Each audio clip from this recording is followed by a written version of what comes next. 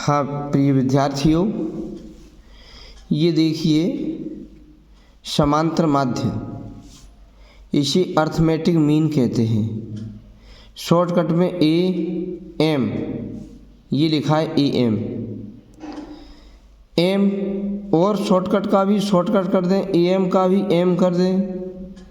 ये समांतर माध्य को एम से निरूपित करते हैं, क्योंकि ए एम तो लिख दिया ए एम, अर्थमेटिक मीन, समांतर माध्य ए एम को भी शॉर्टकट एम कर दिया।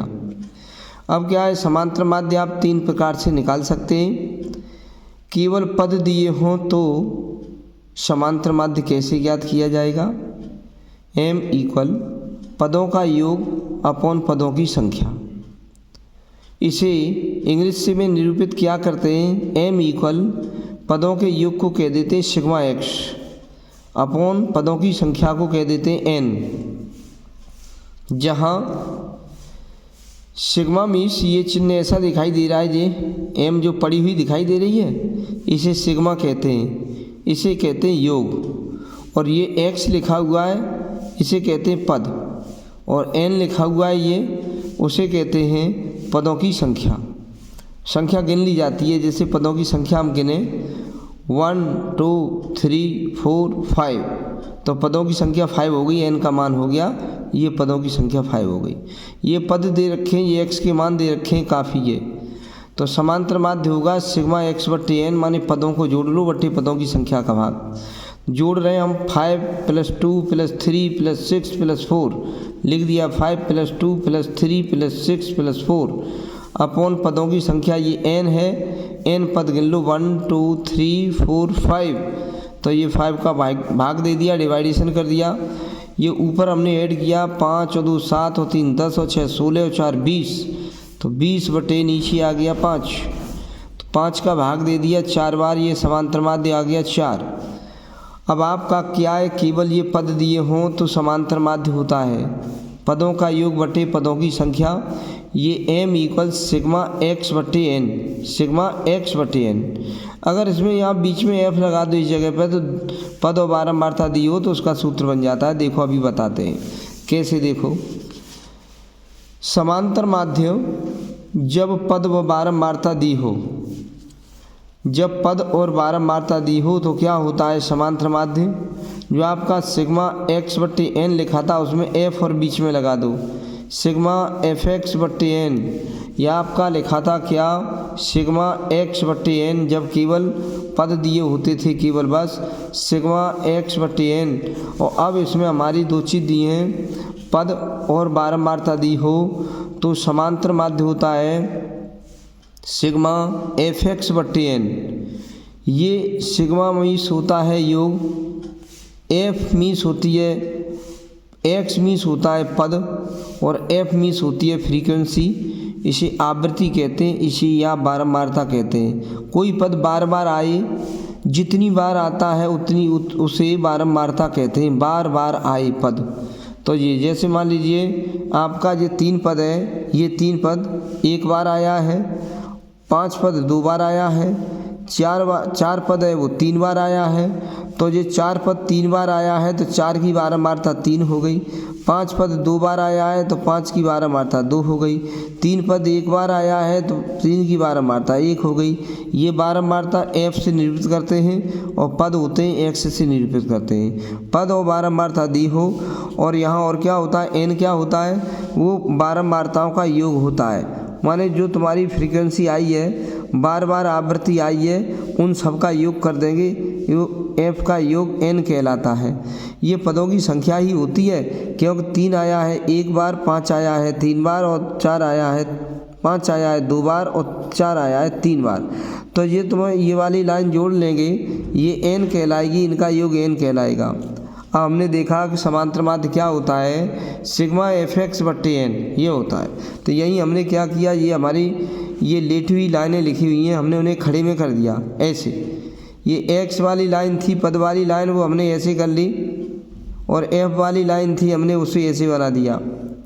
क्योंकि पद हमारे एक्स हैं 3 5 4, तो एक्स हैं 3 5 4, और बारंबारता एफ है, ये एफ 1 2 3 लिख दिया, 1 2 3। बस एफ का एक्स में गुणा कर लो, यहाँ पर एफ एक्स का गुणा कर लो और उसे जोड़ दो। तो हमने क्या किया, एफ एक्स का गुणा 1 का 3 में कर दिया 3, 2 का 5 में कर दिया 10, 3 का 4 में कर दिया 12। फिर इसे हमने जोड़ दिया, वही जोड़ सिग्मा एफ एक्स का कहलाएगा।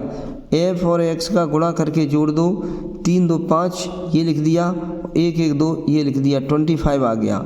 और एफ का योग जब करेंगे 1 और 2 3 3 3 6 यहाँ लिख दिया, जोड़ा, ये एफ ये एन हो गया, एफ का योग एन कहलाएगा, ये एन हो गया और ये सिग्मा एफ एक्स हो गया।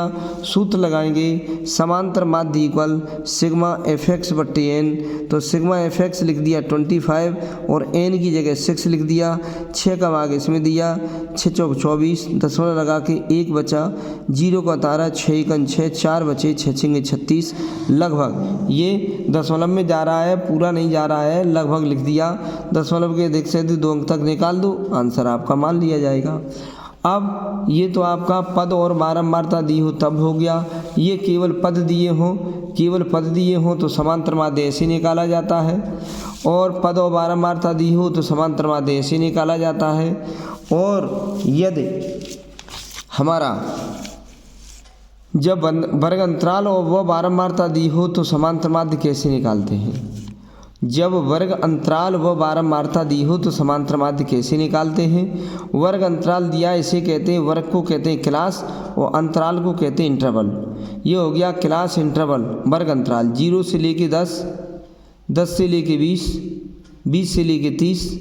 ये माइनस का चिन्ह नहीं है अंदर, ये वाला माइनस का चिन्ह नहीं है। 0 से लेके 10, 10 से 20, 20 से 30।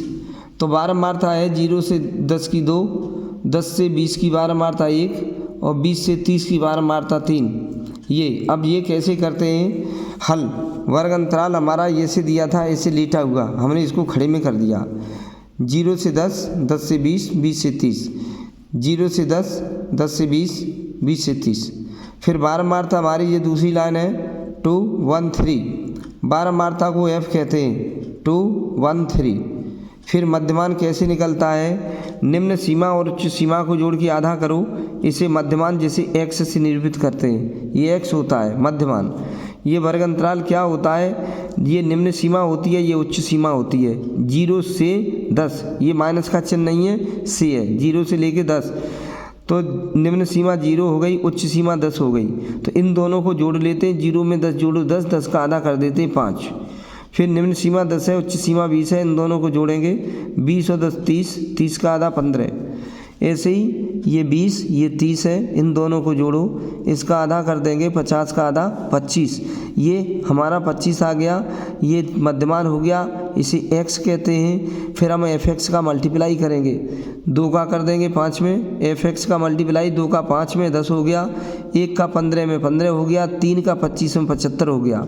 और इस लाइन को जोड़ लेंगे, वो सिग्मा f(x) हो जाएगा, सिग्मा f(x). और ये f का योग करेंगे, वो पदों की संख्या आ जाएगी n, 2 1 3 3 6, n हो गई पदों की संख्या 6। ये पद हैं, ये 5 वाला पद 2 बार आया है, 15 वाला पद 1 बार आया है, 25 वाला पद हमारा 3 बार आया है। ये बारंबारता को जोड़ लेंगे, वो n कहलाएगी।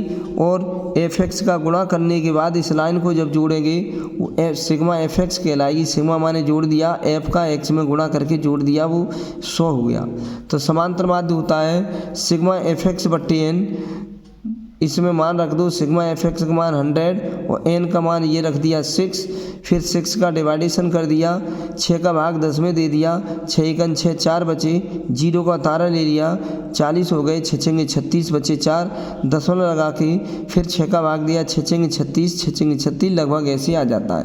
भाग लगाना देख लो, अगर हम दिखा दें जो 6 का भाग आपको 100 में देना है तो कैसे करेंगे। 6 एकन 6 बचे, यहाँ पर कितने 4, 0 का उतारा लिया, 6 छंगे 36, फिर दशमलव ये बच्चे तुम्हारे कितने 4।